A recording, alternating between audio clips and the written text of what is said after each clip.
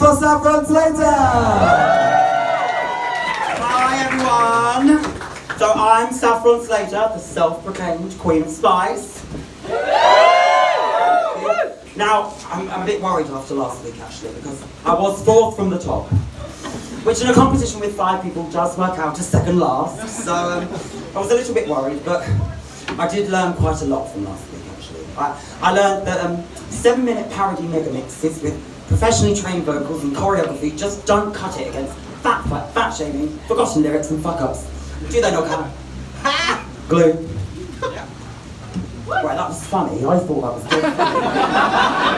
Just keep going, yeah, no, it did give me the confidence because I thought if I forget any of this, I can just start making shit up and I'll be right on the way to the ground, wouldn't I? No, honestly, I shouldn't say that about Knockout and Glue. They are both very talented queens. Let's start with Glue. Glue, forever proving that eyebrow coverage does not a drag queen make. I didn't know caterpillars were the new black. And Glue has had the biggest glow up of the competition of any queen here. You could almost call it a glue up. Yeah, that's a pun.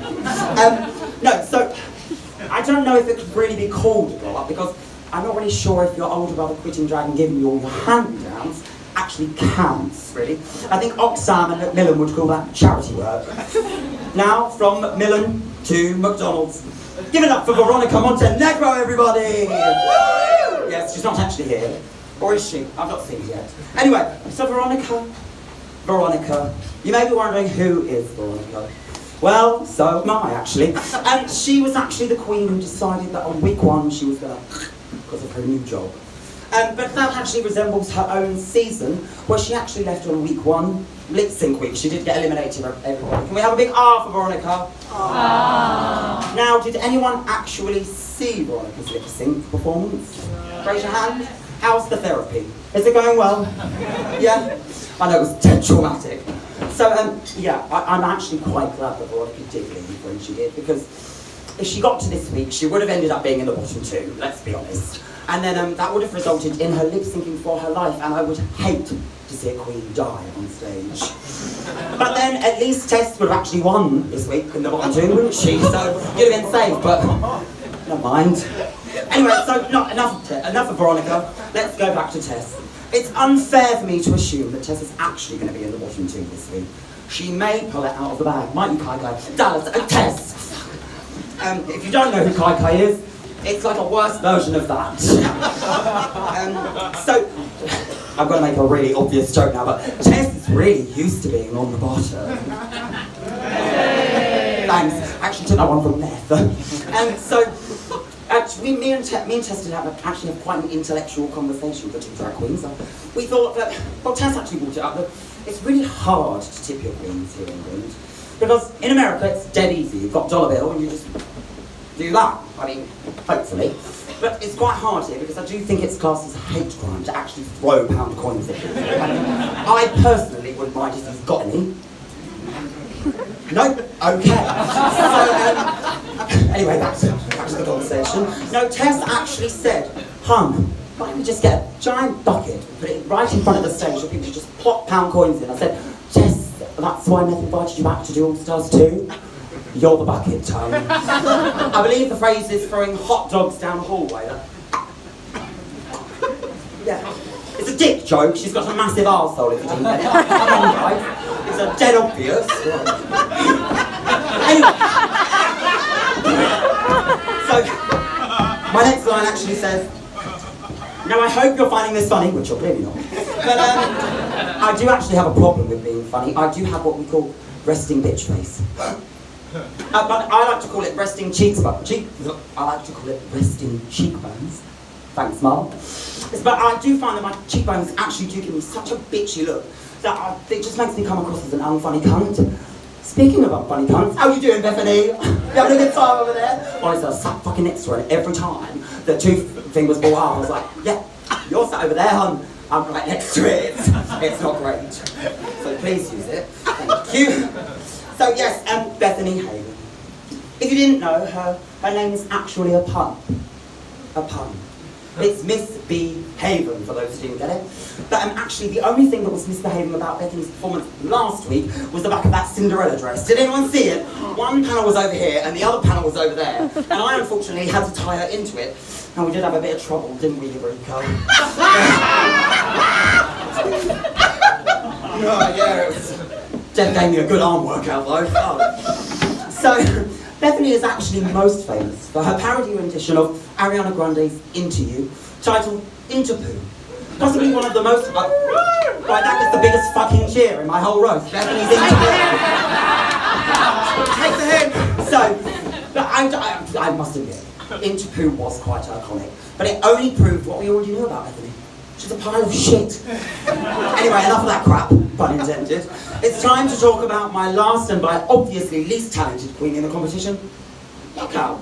So, Knockout is probably the most aptly named performer in the competition here, because she's the type of performer that will really knock you out.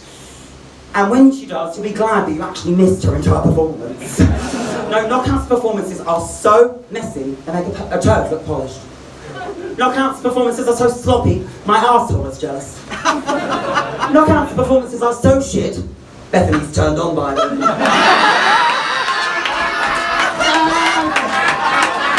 One! That's cool. One down, thank you. I said I wanted one laugh, so I'm gonna go. Right, shit, yeah, blah, blah, blah. Oh no, right, so we're gonna move on to some more meaty performers. I'm not talking about you. We're gonna talk about the performers that have really stood out here at Upstairs through not another drag competition. Queens that have really stood the test of time, like Cheryl Hole and... It's really about it, isn't it? I'm actually gutted that Cheryl couldn't be here today. Because, unlike her and Ophelia, she actually does have a career outside of her upstairs. No, honestly, it's dead. They do have careers. I heard they'll be careering into rehab very soon. Get sober, girls. We love you. Blah, blah, blah. Yes, so, oh, right, how could I forget? It's time for the main event. Are you ready? Clearly not.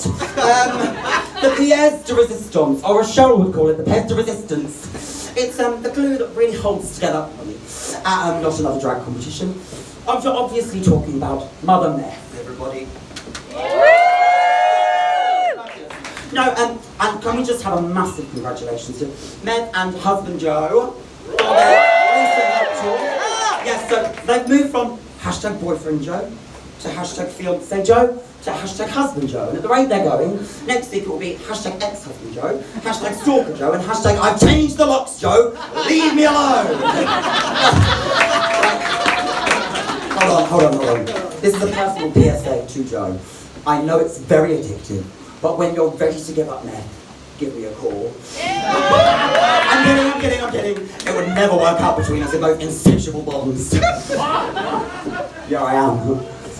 So, in case you were wondering. So, back to Meth. Meth's makeup is very extravagant and very over the top. Very, I don't want to quote Lena Queen, but I don't want to say clownish, but clownish. Meth paints like such a clown, much like Krusty and Ronald McDonald. She'll soon be opening her own chain of burger bars. Okay, next one. Meth is such a clown that she was the inspiration behind American Horror Story for the show.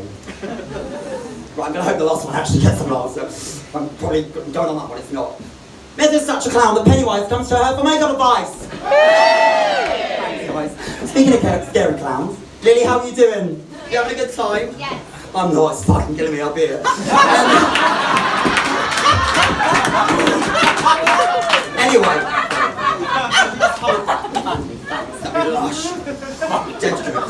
So Lily spells her name with 2 L's, very controversial, which kind of reminds me of the number 11, which, if you play bingo, means the legs 11, which is obviously because Lily was not gifted by God in the legs section, were you? So Lily is actually of Asian heritage, if you didn't know. You obviously do, so let's skip that one. No, I'm kidding. But Lily just kind of numbers what she doesn't. Her accent isn't very Asian. She doesn't dress like. It's not. You wouldn't always know. Like some of her performances are dead not Asian at all.